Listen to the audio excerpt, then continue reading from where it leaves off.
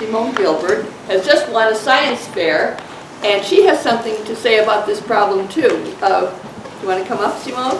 She's an 11th grader in Times Square Academy, and let's hear it for Simone.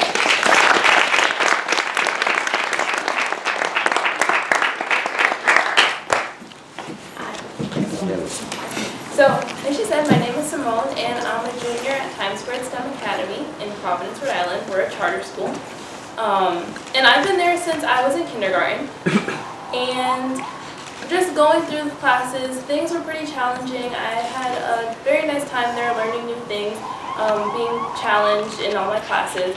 And at my school, we get our GPAs in freshman year.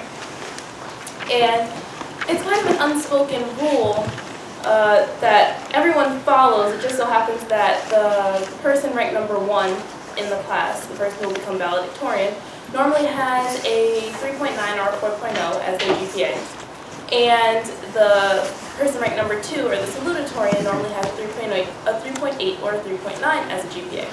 And when GPAs were handed out this year by the school guidance counselor, that remained the same, except for when I saw the GPA of the number 1 ranked person of the sophomore class, it was 3.6. And that wasn't bad, but I was just wondering what may have influenced that change from the rest of the classes leading up to them. And so one thing that I thought that may have influenced it was curriculum. So for my science fair project, I decided to look at curriculum and see if change in grades over a 5-year period had affected student grades starting from the 2008-2009 school year and going into the 2012-2013 school year, because I wanted to be able to encompass both the classes that had reached that standard and the classes that had fallen below it. So I interviewed some teachers and I asked them what they taught, what grade they taught, the subject that they taught, how long they'd been teaching it, and if they made their own curriculum or if they got a curriculum from the district, and if they had made any changes to the curriculum over time, over that 5-year period. And then I also had to get unidentified student data. So I got the student grades, and I only looked at science and math for the 9th, 10th, 11th, and 12th grades over that period of time. That was the data that I received. But I also interviewed middle school teachers because I know that middle school is the foundation for which high school learning is based upon. The things that you learn in middle school definitely influence how you do in high school because you need that basis to do well and succeed.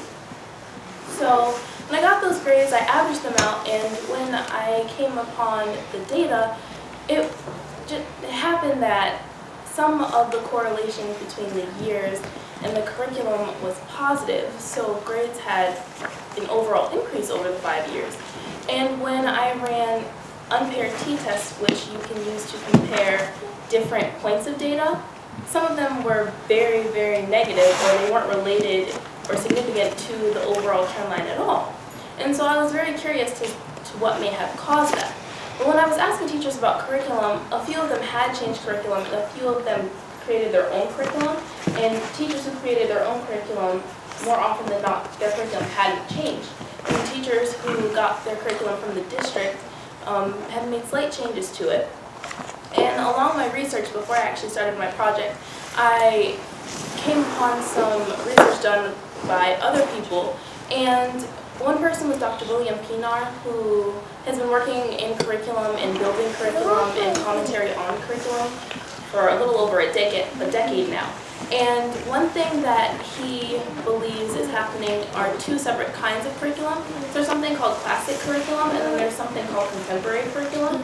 And classic curriculum is pretty strict, very rigorous, and it doesn't allow for much deviation from what's being taught in the curriculum as a unit.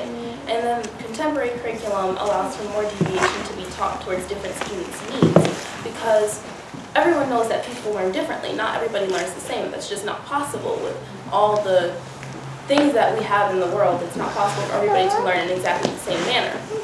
And there's a psychologist called Dr. Gardner, and he has a theory of multiple intelligences, that people all over the world learn in 9 main different types of ways, and that teaching them in these ways will allow them to understand the material better and therefore reciprocate the material better in tests and in the outside world, so outside utilization of the things that they're being taught. And classic curriculum doesn't really allow for that to happen because classic curriculum teaches towards two of the intelligences, linguistic and logistic mathematical.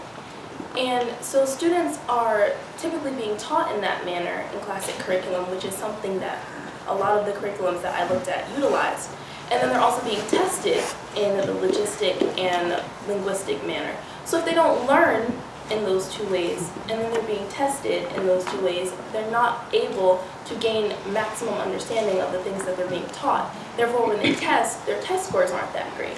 And kneecap scores came out a little while ago for math, and those are decreasing.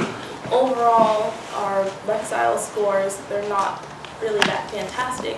So I definitely think that that's something that should be looked at and changed, contemporary curriculum, so that students can understand everything that they're being taught, because it will definitely make a difference going out into the world, understanding that people learn in different ways and that we should teach to those different ways that people learn, so that everyone really has a good understanding of what they're learning and they're not just being taught to pass a test, because that doesn't help them later because they don't remember what they've been taught.